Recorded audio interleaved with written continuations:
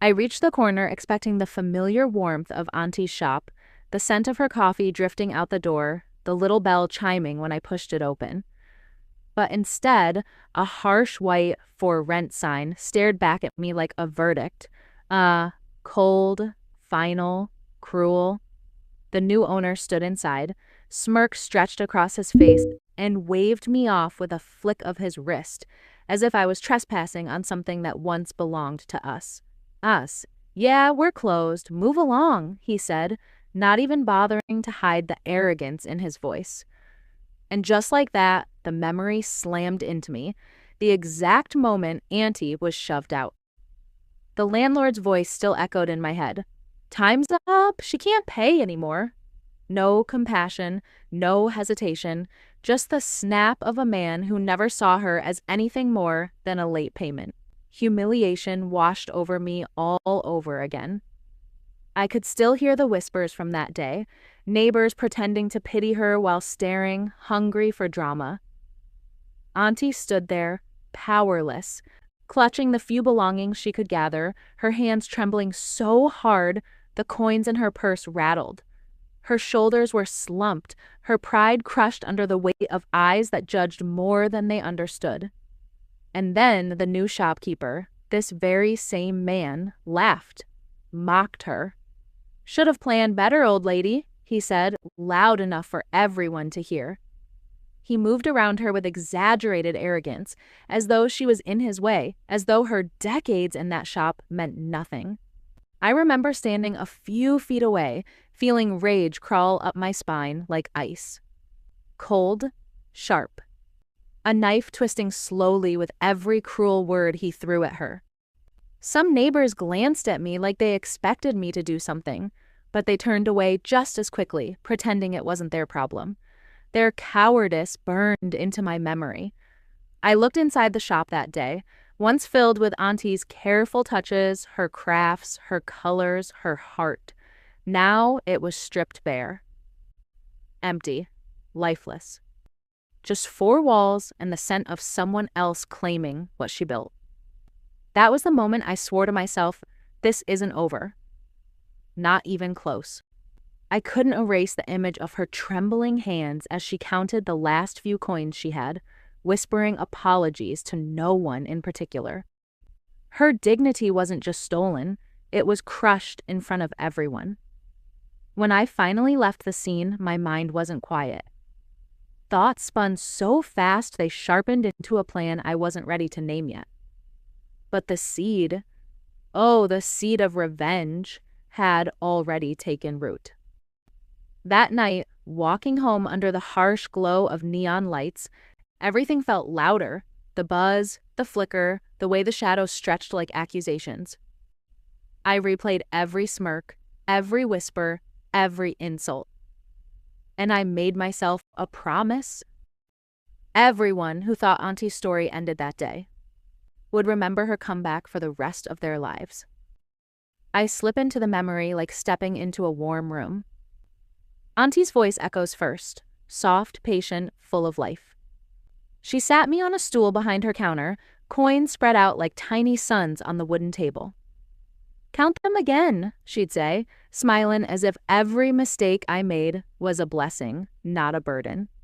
Her laughter filled the shop, warm and steady, untouched by the struggles she carried alone. I remember those nights when the street outside went quiet, but her light stayed on. She'd sew little pouches for customers, rearrange shelves until everything felt just right, sweep the floor even when she was too tired to stand straight. Her work ethic wasn't just relentless, it was sacred. She built her life piece by piece, even when the world kept trying to take pieces away. But there was always one shadow in her story, the landlord. He eyed her corner shop like it was a trophy he deserved, walking by slowly, calculating, pretending he cared about maintenance while looking for excuses to push her out. His schemes grew sharper every year, his smile thinner, his intentions darker, and then came the betrayal I didn't see coming. Her closest friend, someone she trusted like family, whispering to the new owner behind her back. selling him information, offering him ways to slip into her life, acting loyal while poisoning her chances. I remember the day I overheard the whispers, how my stomach knotted when I realized not every enemy looks like one. As a kid, I tried to defend her in the only ways that I knew. I'd stand in front of her shop when people insulted her prices, voice cracking as I tried to argue. My fists would clench so tightly I left marks on my palms, but nothing I said ever seemed to matter. Adults brushed me off. Cruelty brushed deeper. My family used to tell stories about Aunty, the sacrifices she made, the nights she fed neighbors who had nothing, the way she stitched pieces of the community together with kindness. But strangers? They took advantage, took her generosity, took whatever they could. She was a pillar they leaned on but never protected. I can still smell her baked goods when I close my eyes. Sweet bread, cinnamon, vanilla. That scent meant comfort, safety. Now it's replaced by the cold emptiness of those stripped walls, the silence where her life used to echo. I remember lying awake at night as a teenager, staring at the ceiling, asking myself why the world crushed people like her. Why good hearts were the first to bleed. Why do good people always get pushed down? The question stayed with me like a bruise that never healed. The landlord's casual cruelty only deepened it, the way he smirked during inspections, the way he implied she was lucky he let her stay, the way he dropped hints that her time was running out. His face carried years of planned dispossession, a predator just waiting for the right moment. Looking back, I see how those moments shaped me. Every injustice I witnessed carved itself into me, sharpening me, forging something colder and clearer inside. The first spark of revenge ignited quietly, almost gently, like a whispered promise. Auntie's small victories, saving a customer's day, fixing a neighbor's clothes, earning one honest compliment, those meant everything to her. How? Now they were trampled, dismissed as worthless, treated like dust under someone else's shoes. Those moments became my compass, pointing me toward what had to be done. And then came the memory of my own failures, all the times I let her face cruelty alone, all the moments I wasn't strong enough, all the pain I swallowed instead of fighting back. Those failures burned inside me, fueling a new resolve. This revenge wasn't just for her anymore. It was for every silent victim, every overlooked kindness, every crushed good heart. I carried all of them with me.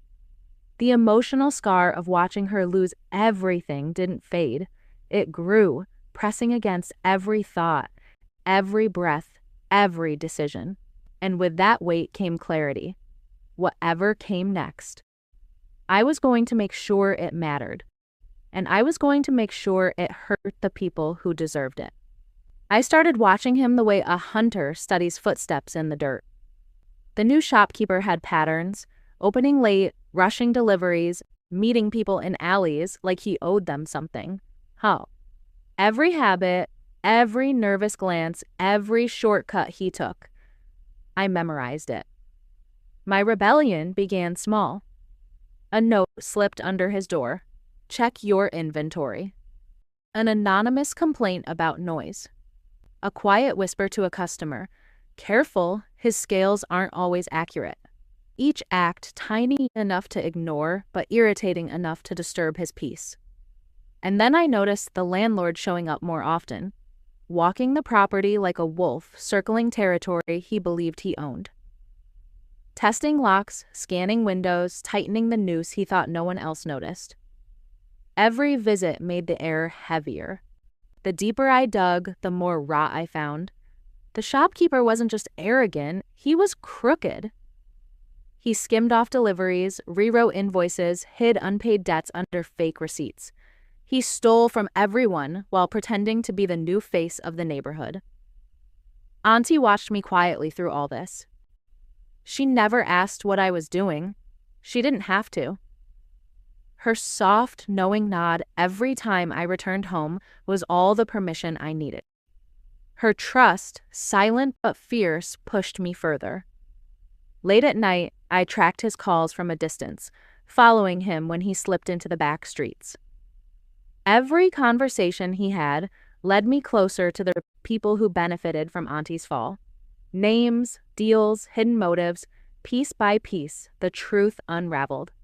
Each discovery awakened old memories, neighbors smirking, mocking, telling Auntie to let it go. Their judgment crawled back into my mind, fanning the flame that was now burning hotter, brighter. One afternoon, a passerby stopped me and sneered. "Why bother? That shop wasn't worth anything." I felt rage climb up my throat, but I swallowed it. I just stared him down until he backed away, confused by the storm he couldn't see. I went home and spread papers across my living room floor. Receipts, schedules, witness accounts, delivery logs. I mapped everything. Timelines, motives, weaknesses. I rehearsed each move in my mind until my plan felt like muscle memory. But it wasn't just strategy. I needed Auntie's dignity restored in front of the same eyes that watched her break. Not quietly, not privately, publicly, oh, undeniably. One day, I ran into the new owner at the market. He saw me watching him. He smirked. I smirked back. No words exchanged, just the silent agreement that our war had officially begun. Behind that arrogance, he had no idea I was uncovering legal oversights he'd buried, contracts he never honored, clauses he violated the moment he stepped foot inside Auntie's shop. I began recruiting quietly.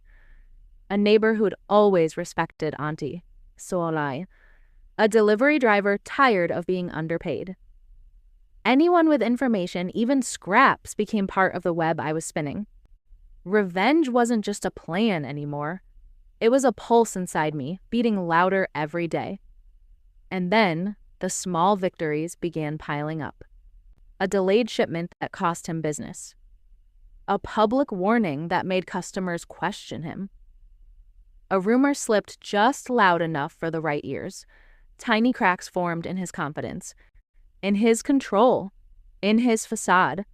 And with each one, I felt myself tightening my grip slowly, methodically, inevitably on the path that would take everything back.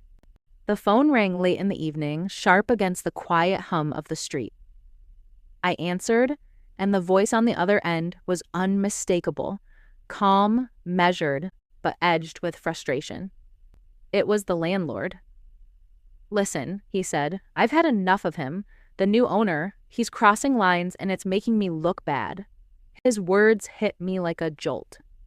The power dynamic had shifted in an instant. I realized something vital. He had always respected Auntie, regretted forcing her out. He could be persuaded. The man who once seemed untouchable could become our ally. A shiver of anticipation ran through me, and suddenly, brute force didn't matter. This wasn't about confrontation in the streets anymore. It was about leverage, alliances, manipulation. The tools were subtle, precise, and far more powerful. Auntie's voice echoed in my mind as she whispered softly, "Do it smart, do it clean. Let justice show itself without stains of anger." Her calm clarity anchored me, focused me, sharpened my instincts. I arranged a private meeting with the landlord, heart hammering, each step toward his office a measured pulse of anticipation. Inside, we spoke in low tones. Details unfolded, the back rent he owed, misrepresented permits, contracts he had violated, the skeletons in his closet now mine to wield. I saw it then. The first crack in the new owner's carefully constructed armor. Panic flickered in his eyes. A twitch in his smirk betrayed fear. Aunty, a fissure that hadn't existed before. I felt the weight of every element. The phone pressed against my ear, the wind whispering through the cracks of the old building, the tiny vibrations of the city outside. Every sense heightened. every nerve alert. A minor slip by him, a missed inspection, a security camera angle revealing deceit, a complaint filed publicly, became ammunition in our arsenal. Each small error amplified our leverage exponentially. I rehearsed the confrontation in my mind like a director blocking a scene. Each word, each gesture, every reveal timed for maximum effect. I saw the crowd, the expressions, the inevitable collapse of arrogance. Auntie's quiet training echoed in every thought. Patience, timing, precision. No rush, no misstep. Every move deliberate, every reveal inevitable. I gathered evidence relentlessly, photographs, receipts, contracts, notes, layer upon layer, each piece connecting, creating a map of exposure too precise to ignore. And then it crystallized. The landlord was ready to act. Auntie's back was covered. I held the plan in my hands like a loaded chessboard, every piece in place. The turning point had arrived. The day arrived with a sharp clarity, the sun cutting through the morning haze like a spotlight on the street. Auntie stepped through the doorway of her former shop, flanked by the landlord whose presence radiated authority. Every step she took was measured, deliberate, the quiet reclaiming of what had been stolen. My heart pounded in my chest, echoing in my ears as the small crowd began to gather. Gasps fluttered like birds, eyes widening, whispers rippling through the spectators. I felt every heartbeat as if it were mine alone, every flutter of anticipation a drum of impending justice. The new owner appeared at the threshold, disbelief etched into every line of his face. Anger twisted his features, sweat forming at his hairline as he tried to mask the fear creeping into his voice. What is this? He spat, attempting bravado, but it faltered under the weight of the moment. I watched as the evidence unfolded, subtle but undeniable, permits, contracts, unpaid rent, violations meticulously documented and ready to expose him. No shouting, no dramatics, just the cold, hard facts standing between him and his false confidence. Neighbors and passersby could see it. Humiliation reversed, power shifted, the balance of respect restored in plain sight. Auntie lifted her head, her voice calm, unwavering. "This is my shop," she said, each word measured, reclaiming dignity publicly for the first time in months. I watched as the new owner's composure crumbled. Sweat and panic etched across his face, the mask of arrogance slipping entirely. His own words, recorded, twisted back, displayed for everyone, his lies and boasts rendered powerless, undeniable. The landlord quietly enforced restitution, guiding the process with a steady hand, restoring control to Auntie, honoring the agreements that had been ignored for too long. The crowd shifted around us, whispers turning from doubt to admiration, their eyes acknowledging the new social order. Justice had been served. I inhaled sharply, tasting the air heavy with paint and sunlight, every scent of the restored shop embedding in memory. The subtle cheer of small victories tickled the edges of my awareness, every detail cinematic in its clarity. Auntie's smile broke across her face, genuine and unguarded, relief and triumph mingling like a soft wind brushing through the street. I felt it too, the weight that had pressed down for years, the humiliation, the helplessness, lifting in a single cinematic moment. The new owner retreated, powerless, his presence shrinking with every step back. He became a cautionary tale, written plainly in the eyes of everyone who had witnessed the confrontation. The lesson was visible, enduring, unforgettable. I walked slowly through the restored shop, letting my fingers trail over the counter where Auntie once stood with pride. Every object felt familiar. Jars, shelves, the faint scent of spices still lingering in the air. It felt like stepping back into a memory that had finally been returned to its rightful owner.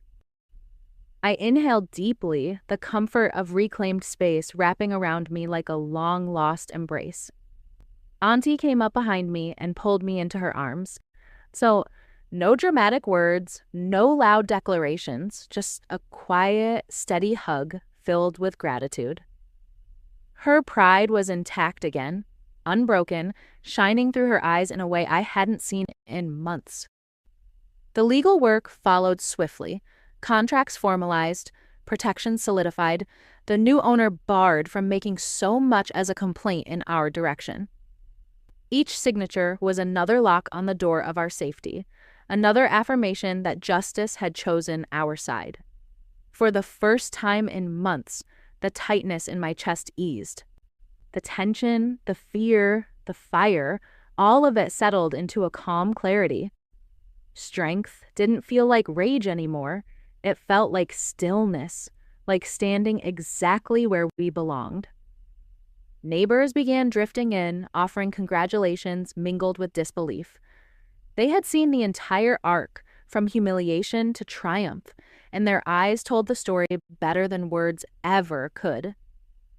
Some brought small gifts, others offered apologies for looking away when Auntie needed them most.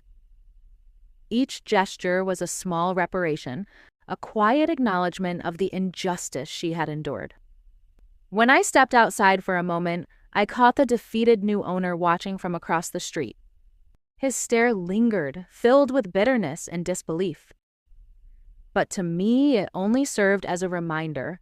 Power could be reclaimed, piece by strategic piece.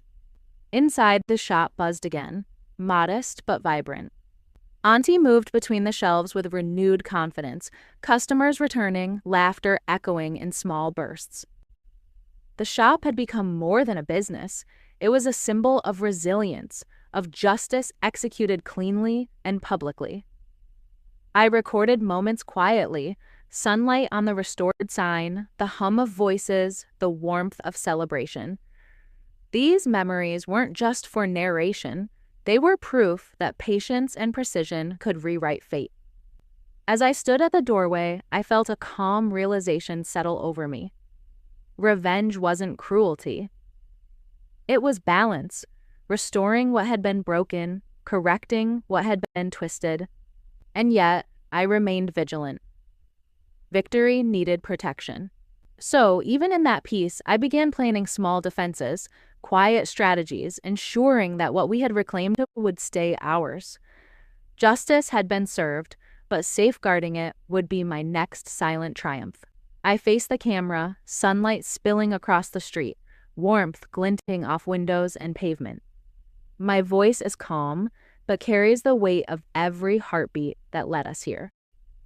I want to take you through this journey, I begin, from the humiliation that crushed us to the meticulous justice we carved out piece by piece. I recount every setback, every whisper of betrayal, every secret advantage that tipped the scales in our favor. Every late-night observation, every misstep by those who thought they were untouchable, it all mattered. Being underestimated is never weakness, I emphasize. It's fuel. So it sharpens strategy, guides patience, and rewards those willing to act with precision. To flashbacks intercut? Auntie's fall, her trembling hands clutching coins, the nights I stayed awake mapping every move, the landlord's hesitant but crucial alliance, the public confrontation where dignity was restored in full view. The tension, the planning, the final exposure, it all unfolds again in my narration, vivid and raw. I share the lessons we learned: patience, intelligence, courage, emotional resilience, the quiet power of leveraging allies wisely. Justice isn't always immediate, but executed with care and strategy, it becomes undeniable. I turn back to the camera, locking eyes with the viewer. Oh wait, never accept injustice silently, I warn. Observe, plan, and act. Your voice, your actions, they matter. I take a deep breath, letting the memory settle. The smell of the shop, sunlight glinting off coins, Auntie's laughter echoing through the restored space. A quiet triumph, hard-won and palpable. Then I pose the reflective question, soft but pointed. Who in your life deserves their dignity restored, and what will you do about it? A subtle smile, a nod, and a final invitation. Subscribe, share, and witness more real-life stories of resilience, strategy, and cinematic revenge. The camera fades as the street returns to calm. So, the shop hums quietly in the background. Justice lingers like a soft, victorious echo,